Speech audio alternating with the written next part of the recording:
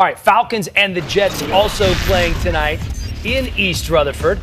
Matt Ryan, of course, has a new offensive coordinator, and he just loves singling that guy, Julio Jones. He was going to be facing off against Darrelle Revis tonight. The Falcons off to a fast start.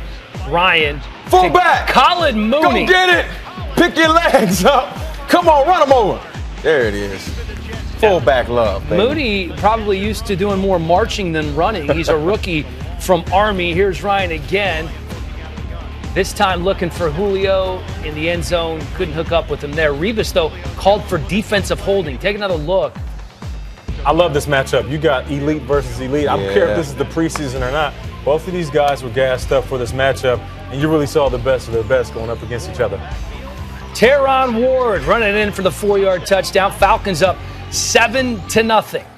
And you know, they used to say you just don't kick it to this guy because he's so dangerous. Devin Hester. And they said recently that, oh, he's getting a little long in the tooth, as you put it, Dan.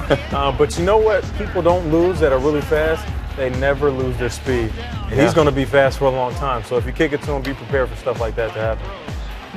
And then they find Leonard Hankerson for the 2-yard touchdown. Falcons up 14-0. Matt Ryan 4 of 5 for 75 yards and a touchdown. How about the other quarterback, Ryan Fitzpatrick, trying to find the rhythm, trying to build on something positive for that offense. And you can see him right there, finding Brandon Marshall. Certainly doesn't hurt to hook up with him. How about his other big wide receiver, Eric Decker, finds him here for a 12-yard gain.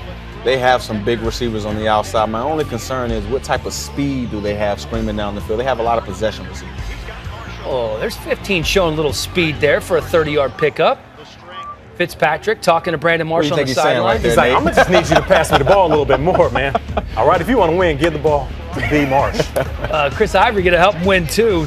He scampers in for a 33-yard touchdown, so the Jets make it a 4-point game. You know, the Jets did draft a quarterback, probably not as high as many had hoped, but they selected Bryce Petty, the rookie out of Baylor.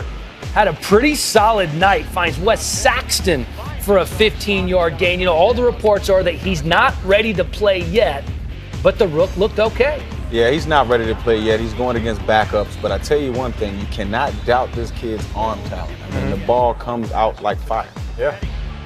To DeVere Posey here for the 13-yard touchdown. Petty, good numbers, 12 of 19, 168 yards, and a touchdown. Speaking of rookies for the Jets, Leonard Williams, Uber, and I'm not talking about the car company, impressive tonight. The number 6 pick in the draft had a huge impact. I like the way you drove that home, Dan. Drove, I got Uber. It. I got it. I see where you're going. All right, hey, we're on the same. Hey, no, we're on the same page here, Nate. We're on the same page. I'm picking up what you're putting down. How about the big cat, though? T.J. Yates. Oh man, left guard. What are you doing? That's a first rounder you were lined up in front of. Leonard Williams with the safety. Yates didn't have a chance there, and then Williams again. Wow.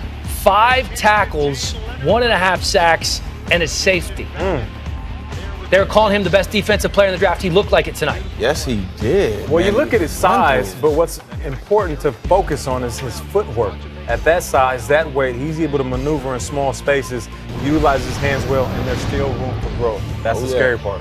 All right, Vic Beasley, also a top 10 pick, a pass rusher coming out of Clemson. You can see him pressuring the quarterback there. Yeah. You got to focus on these young guys, their ability to stop and start in small spaces. That's usually skill players doing that on the outside. But when defensive linemen do this, that's when you start to understand that these guys are getting nothing but faster, bigger, and stronger.